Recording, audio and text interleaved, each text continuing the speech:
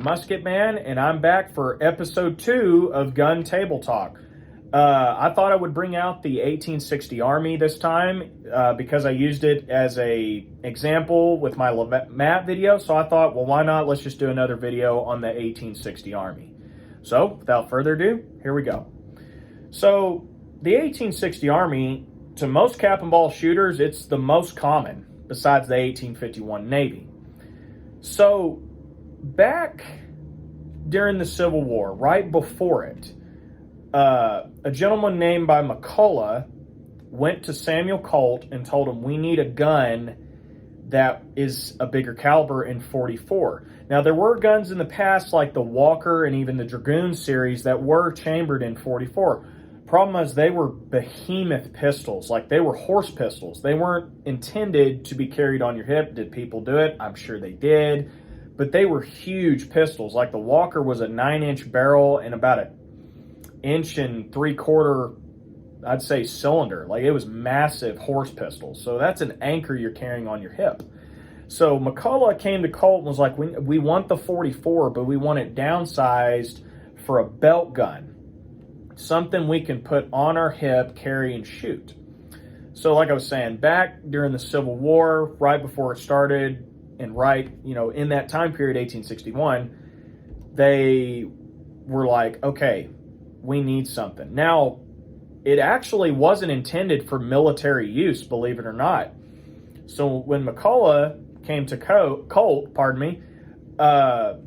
when the Civil War was going on, all the troops were going back east to bring the forces together, and they were leaving states like Texas and others.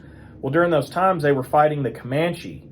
So now that the soldiers were leaving to go back to the Union and a bunch of others were coming back to the South, they needed a weapon that was a good caliber, something to defend themselves against the Indians.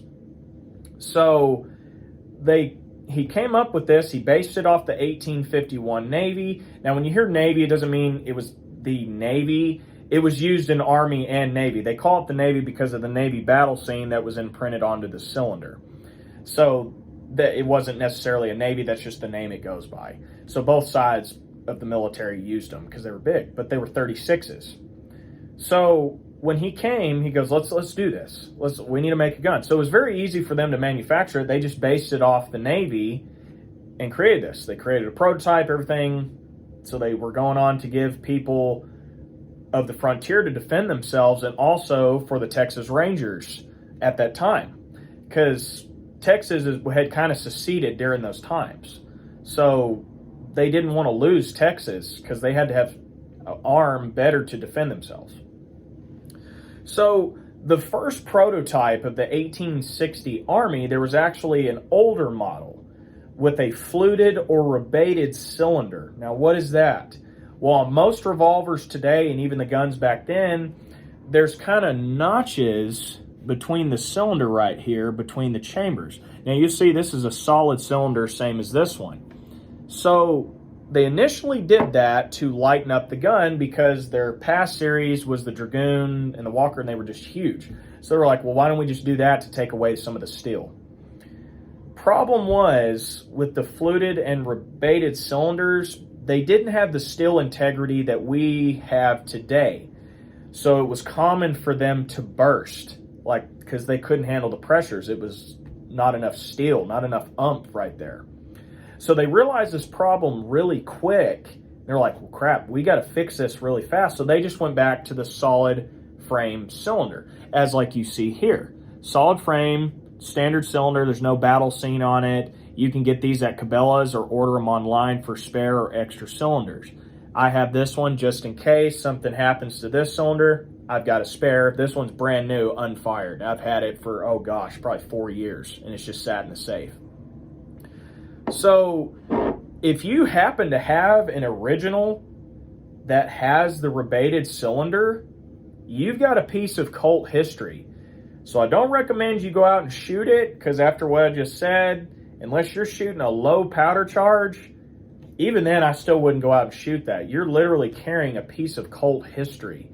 So if you can find the right buyer, it's worth thousands. It's because it's the early model before these came out, so it's even worth more.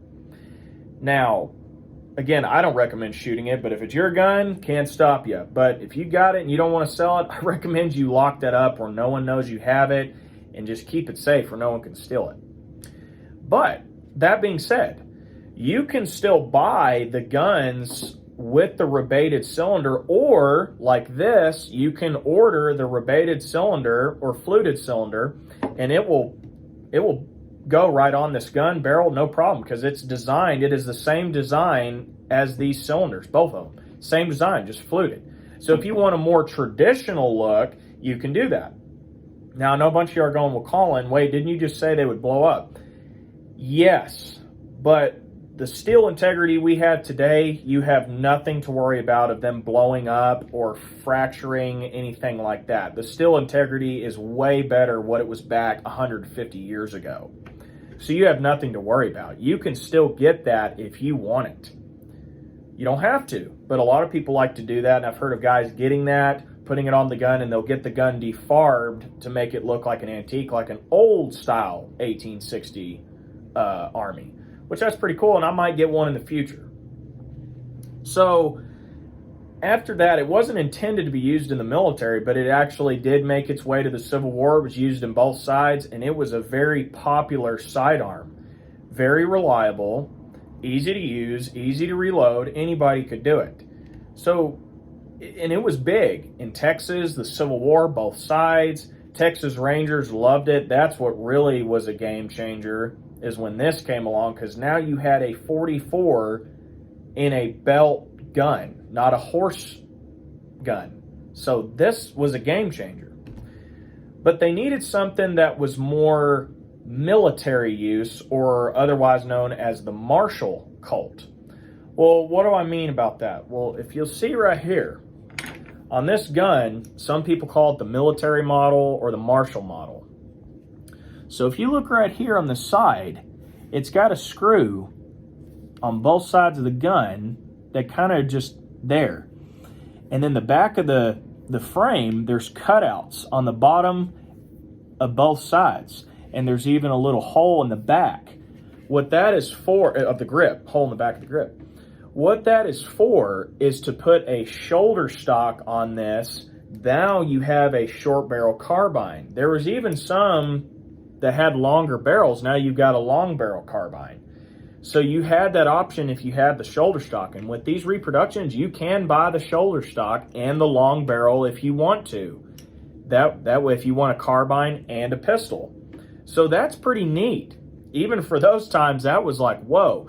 They did that earlier with the Dragoon series. The third model Dragoons were like that, but they were way bigger. So you had that option. It was really neat. You know, you could turn your pistol into a carbine. So that was kind of neat and different. So anyway, talking about the brand name. So this one is made by Pietta. Colt themselves still does reproduce these. I believe they're called second-gen Colts. There might be even a third-gen Colts out there, but I think mostly you would see a second-gen Colt.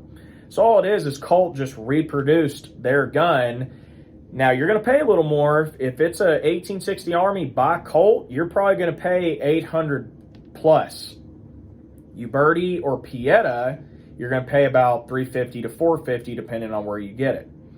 Now, Pietta puts their markings on the side of the barrel to indicate that they're the ones that made it. Uberti puts theirs on the underside of the loading lever. This one doesn't have it, but they put it on the underside to keep all the letters kind of off the barrel so it's a smoother look.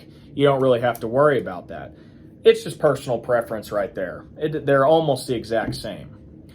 Now, some of the early model Piettas and even Ubertis, some people didn't like the handles. They weren't as traditional to the Colt. So this one's kind of like a straight. As you can see, it's flatter in the back. I like the feel of it. Some don't and want the fatter grip, more traditional to a Colt. And anybody that knows more about Colts, you can feel a difference. So that was one thing they changed. The early models didn't have that, and a lot of people didn't like them. So they changed that.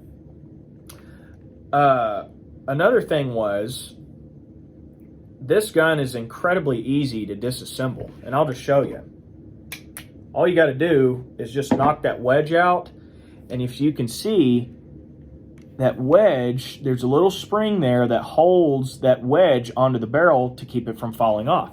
So you just simply take your wedge out, pops out. There's a screw on the other side of the barrel that typically holds the wedge on. And if you just wiggle it, you can get it to come off, and simply barrel pops off.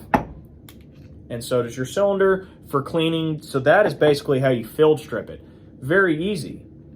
Now, another thing that's pretty cool, if you want to find a reproduction that's either a Colt or close to the Colt, there's a saying is, Colts were the guns that said their name. Now, what does it mean by that? So if you have a good reproduction, this is what I mean. So your first click right here, that's your half cock. Your second kind of sets the trigger.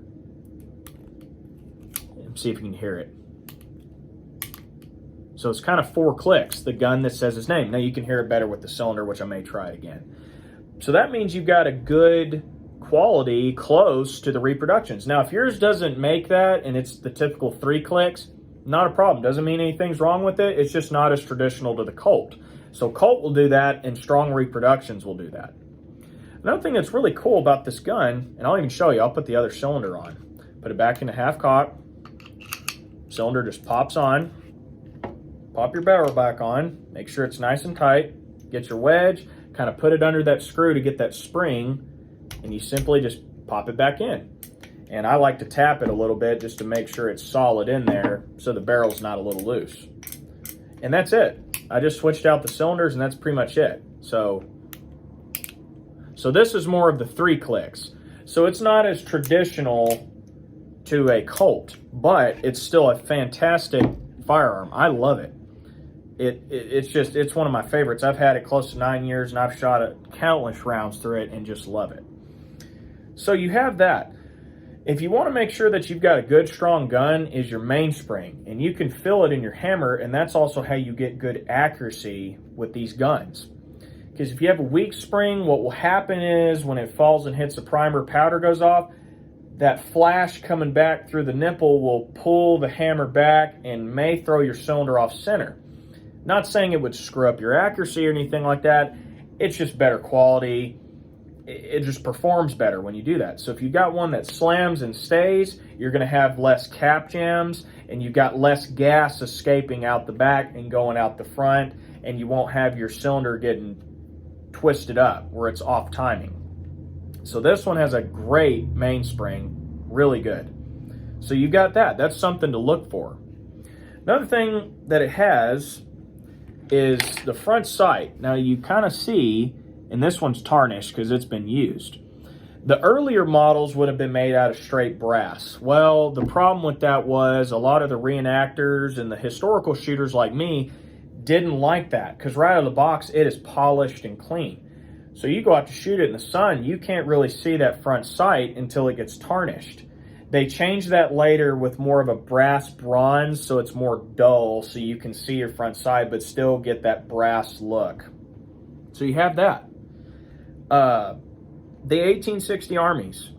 You can load round ball, conical, or believe it or not, even shot with most cap and ball revolvers. Now, shot's more like you get your rat round for other revolvers or guns for varmints. You can do that the same with these guns. I haven't done it, but I know you can, and there's videos out there of people doing it. But to load your conical is the same way you load your round ball. It'll load round ball or conical. But if you look between the barrel, you've got plenty of room to load a conical bullet that looks more like a bullet. So you have that option. So that's what's really cool about these guns. Again, I just wanted to come out and talk about it. I'm fixing to run out of time here. But if you find one of these, they're not horribly overpriced. If you want to get into the cap and ball game, or already do, and you just want one, it's like, get one. Highly recommend it. The color case hardening, the wood finish looks great, guys. But anyway, I'm about to run out of time. Thank you guys again for watching the video. If you don't subscribe, subscribe to me. If you have any questions, leave a comment down below. And remember, keep your powder dry, guys, and I will see y'all in the next video. Thanks for watching.